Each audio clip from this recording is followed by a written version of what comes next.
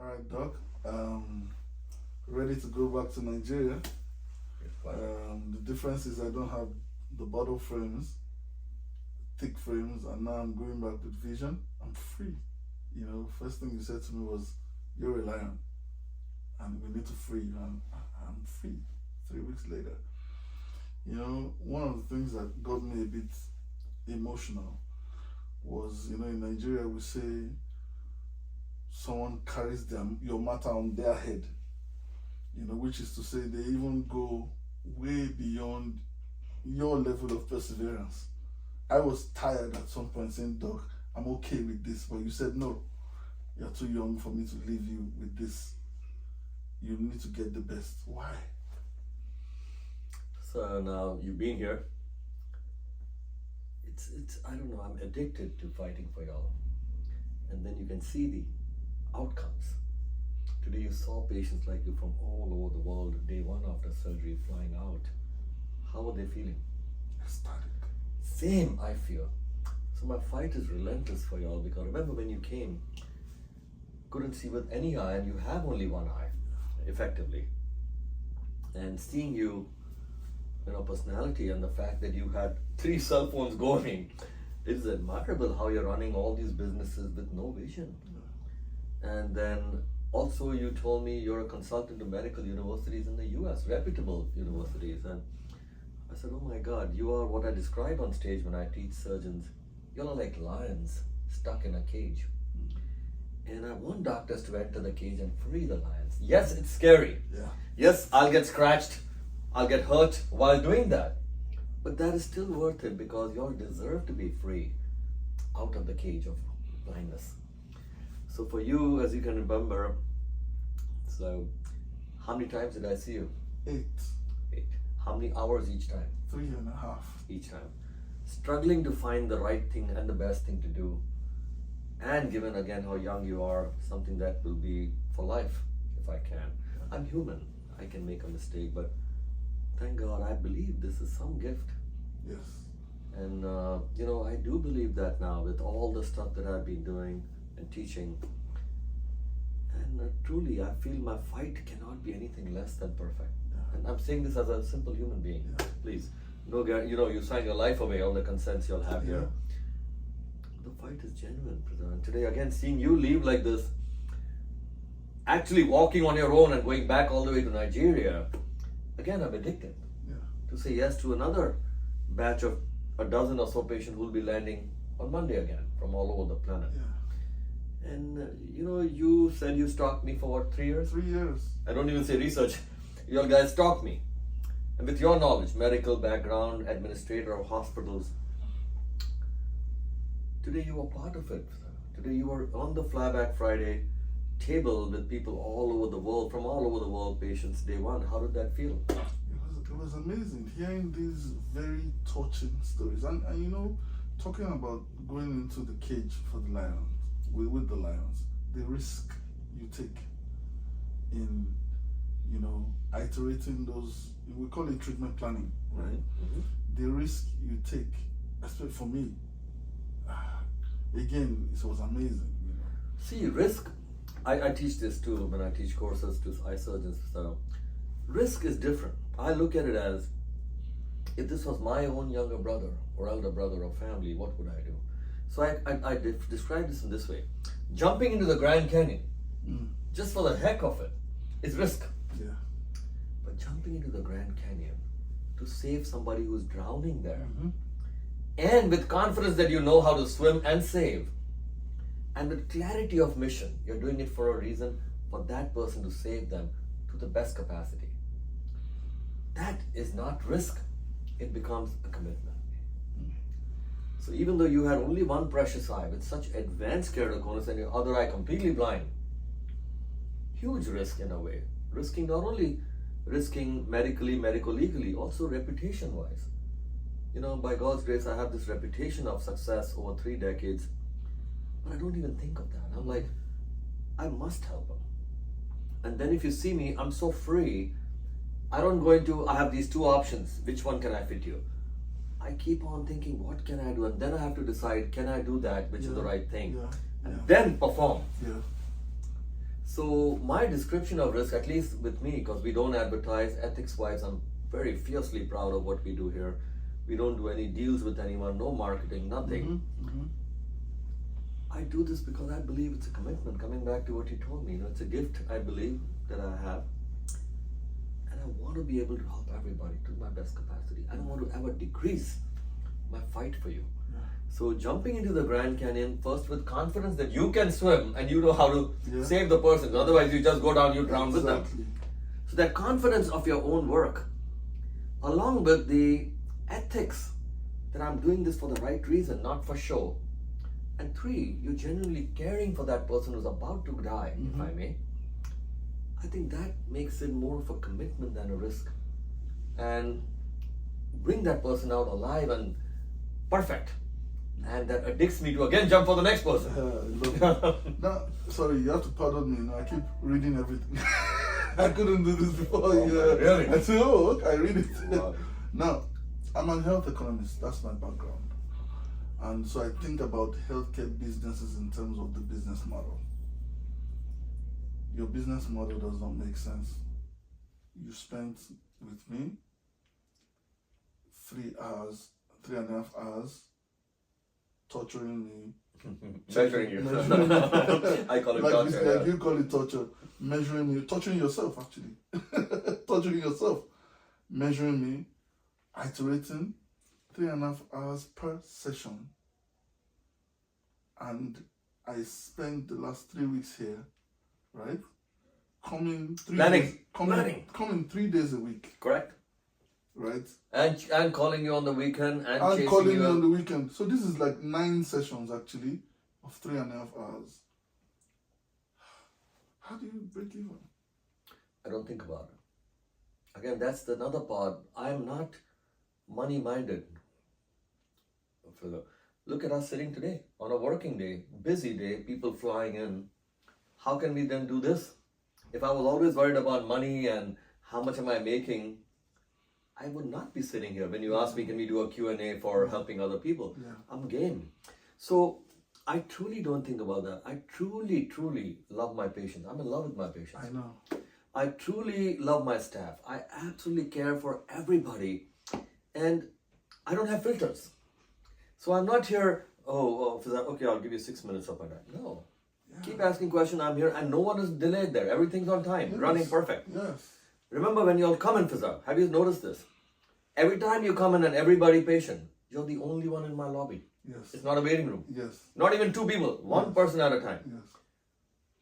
And then today, I saw the number of people you actually attended to this week. Day 1 post-op. Day 1 post-surgery, how many people were there? 31. So it's the way we are scheduling, but also gives me unlimited attention that I can give you. Because I'm not getting up if I'm not, that's why I call it torture. And you're right, it's torture for me. Yeah. I'm measuring people who are not measurable. Plus on top of that, you all are changing. And after I've done torturing you 3 hours, I'm sitting at night, now putting my 30 years of experience to it to decide what's the real answer. And then coming to surgery. So it is a tremendous commitment, and especially in the world of medicine today where it's become cold, calculative, and fast mills. I'm very proud to lead medicine 1 patient at a time. And this is, again, please, important. I'm very proud of my skills too. I'm maybe one of the fastest eye surgeons in the world. But I still want 20 minutes with you before and after surgery, just to, if you were my family, wouldn't I sit down and speak to you? Wouldn't I come out, like after surgery, when I come out of surgery, I walk you all the way out to your loved ones. I still remember her name, Diana from Canada, who came to support you for surgery. So all this is important to me. How are we breaking even? I don't look at numbers, but look at, you said you're a medical analysis, healthcare analysis, right? Financial analysis. Think of this for a minute. This is Jacksonville. 25 people landed, took off. What's it doing to the economy of this city? Hotels from Ritz-Carlton to Ponte Vedra Inn and Club are full. Restaurants, their families are shopping. But because I don't advertise, I don't even look at that. I'm so focused the day you arrive. How do I help you? And I lose track of everything. And somewhere, we're fine financially. And because maybe I don't advertise or schmooze or, take people out to lunch to send me patients, I don't want any of that. I'm free. I'm just free making one Mona Lisa at a time. Sending you all, I'm again addicted for the next one. Yeah. And I'm not doing this under pressure. That I believe is very important. Yes, I think I don't have pressure. Oh, I have to reach this number this month. I need these quarter. many. I'm like, fine. It's okay. This patient I have to work with, I'm focused. I'm not getting up. So it is a unique business model, I would say. Very difficult for anyone else to follow because you have to have a very strong ethical backbone. You can't just take my formula and go because Yes. you also have to perform. Yes. So when you're performing at that level, thank God, I don't do any revision surgeries on my patients. I don't have to come back and do another, touch up, tune up because I did everything right. I think those are the reasons why financially, I think we are differently arranged. But that real answer really is, I don't look at it. So one last question, Dr. Gulani. What are your plans for scaling up this business impact? In terms of, look, people need help. You've seen it. This is a microcosm of the kind of numbers. There are teenagers today that don't know they have keratoconus. Agree. Parents don't know. Agree. What are the plans for scaling up the impact? As you know, I teach all over the world. So I do my work transparent all the time. Doctors are visiting here. I teach at the American Academy, European Congress, Asia Pacific, International. Also allowing people to come. And then a very big thing we are doing, if you notice, actually that's what you came in with, right? Is our team is posting videos every day. Yeah. On YouTube, LinkedIn, Instagram, Facebook. And none of this is to bring a patient in. It's only to inspire doctors. Yeah. And the videos actually have patients like you all who are not predictable, who are very skeptical, who have done a lot of research before. We are not the easy peasy LASIK cataract people that I know you'll see 2020 and hence you're on video.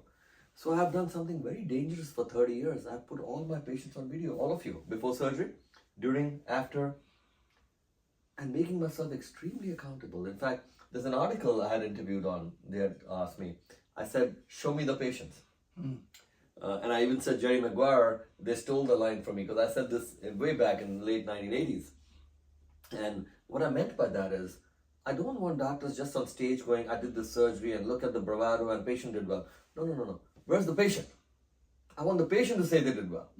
So I believe even articles can be fudged, the statistics can be fudged, but a patient on camera will speak the truth, especially if it's not, you haven't done like for free or entice them or something. So that has made me very accountable for them. Like even this, I don't know what you're going to ask me. This is live. I don't prepare ever. But I'm here to inspire and I want more doctors to do it. I'm sure they will. You've encouraged me to write a book. I will. A personal book. I've written a lot of textbooks on surgery, but to scale from here, already we are doing so much teaching, sharing, explaining. But I think to scale from here, maybe I need to align myself with some forces that can make the visibility or awareness a little larger. Yes. You know better than me. That's your background. Yeah. And then, I said finally, but one last question. Would you say that you're a spiritual man? Because where does the love come from? Where does the love? Because this love is, I've seen it in action. When you say you love your patients, people think doctors say that. I have seen it. Love is an action word, right? It's a verb. I have seen it in action. Where did it come from? Your upbringing, where did it come from? Nowadays, people are trying to write biographies for me, so these kind of questions are coming to me. A lot of patients ask me, where do you get your energy? Like today, that patient from Bermuda asked, what do you eat for dinner? How are you so energetic? Or someone said, what do you take? I truly believe, spiritual, yes. This cannot be me. There is some gift that I've been given. My fashion sense, I haven't been professionally trained in it, eye surgery, I really didn't have a mentor. Mm. So I believe I've kept an open mind, open heart. I really, really love my patients. I really love my family, my staff. It's all real. So I believe that way I don't really expend too much energy. Because I believe pretense takes a lot of energy. Yes. Let's say you're a person who's really mean but trying to smile all day. Yes. It takes a lot of energy. That's a lie. I'm just me. I see my patients, I'll give them my candy, I'll give them my lunch. It's for no other reason that I just feel like it. Or, you know, when you came the first day I had you here 5 hours, we asked you on breakfast, you want water. That's natural. So I truly believe humans are being distorted by business norms. We're actually all Humans. keyed for success. Mm. Why else were we on this planet? I believe people get distorted all their lives, and then when they get to 65, they go, oh, let me now undistort myself And focus on people. and focus on people and do good charity or go fishing. You could have done that while you were 20, 25, 30. So I think not having a mentor also helped me. I think so too. That I never understood boundaries. I still don't. Like you. I'm safe because I'm ethical, very, very strictly ethical. But I don't understand no. You know, something funny I'll share with you. Because I get all these questions nowadays, maybe because I'm finally crossed 50. Is, you know, how did I become this kind of doctor? A sideline to your question. I remember, you know, if you remember movies, they always show doctor as a very weak personality. And you remember they come out of the OR operating room and they always come out and go, I'm sorry. I'm sorry. We lost a life or whatever. I don't know why. Even as a kid, when I used to see that, I used to get very irritated. I'm like, why? And I used to think, why can't doctors be powerful rock stars? Again, ethics important, please. I'm never talking like just go ethics with ethics. Why can't doctor come out of the OR and go, I got this. He did fantastic. He's great. Any questions for me? And why can't doctors be engaged with their patients so they're accountable? Correct? So somewhere since childhood that stuck with me. And maybe that's why I'm constantly trying to inspire my colleagues. You're a doctor. You are perhaps the highest education a human can have. And you have to have empathy and honesty. Because patients pay you in trust, a very, very powerful currency. You have to return the trust in performance and care. So I guess that's my answer to your question. Spiritual, yes. I believe this is a gift. And how much more can I teach? Every surgery I'm showing live all over the world for people to critique or whatever, to look at. I believe that's the answer, Fazal. I really feel, in fact, in a way, it's a responsibility burden, I shouldn't call it that, but responsibility on my shoulder that I have to share and teach. I can't take this with me. That'll be too selfish. My friend and brother who came to be with me at the surgery, Prince from Dallas. Prince from Dallas. Yes. I remember correctly? He always says that people are God's priority. Which means that if you key into God's priority, then I like what you said, very, very deep, that we get distorted by business norms. Yes. But we are just human. Just human. So, just be you. Yeah. Every time they ask me social media stuff, they ask, what do you do? I said, be you. I don't want makeup. I don't want a teleprompter. I don't want which side of the face looks good or what kind of lighting you have. Just be you. And you know, people love the you. I tell doctors, they come to me sometimes, doctor, because the way you dress, that's why people love you. No. Patients love you in your, you know, khaki shorts with polka dot t-shirt. Yeah. As long as you're genuine. So. Thank you, Dr. Gulani. I'm going to push you on this book. I'll do it for you. Maybe it's a biography, whatever it is. That story needs to be told because the secrets of great men are in their stories. You know the other thing, Sarah? Yeah. I've never read books. You see? I have some of the most amazing authors in the world who are my patients, and they've all gifted me their books. But I have never read, and I don't want to, with due respect. Yeah. Because, excuse me, I believe we all have a GPS. I don't want to contaminate my Yes, I agree. So maybe I'm right or wrong, we'll know later in life. I agree. But I have never, and I want to stay away, because each one of us was actually is made for a reason, right? I mean, look at our connection. Where in Nigeria are you? Jacksonville. You know, a patient from Kenya a month ago, and another patient from Portland, right? Oregon. How far can you be? Yeah. Their birthday was on the same day, Black Friday. And I brought a cake and I made them both cut. I mean, you could see the contrast in both those people, but where is destiny tied these threads? Exactly. We are just puppets. Exactly. You were meant to come here. I was meant to invest so much energy and time for you. Yes. And then perform at this level. Yes. Again, that's why I believe it's a commitment. Yes, it is. It is. It is, and I'm excited. Thank you so much. Enjoy your vision. Be amazing. Thank you so Zaya, much. safe flight, please. Careful. So and let us know when you get home. Dr. Gulani, between you and I, this is what I'm doing when I get back today. Because Yes. I'm starting a foundation for eye care. Okay. I'm going to raise funding, and I'm going to send patients to Gulani Vision. Oh. I'm telling you, I have to do this. I sat on your chair and it just hit me. I have to do this. There are so many people who were not as fortunate as me, who could not come, and butchers. You know, butchers. When I like the statement about butchers. Butchers wearing lab coats now. So many butchers, killing people, blinding people. With what I've gone through here, I mean, you said when you went into my eye, there were 3 tears. Wow.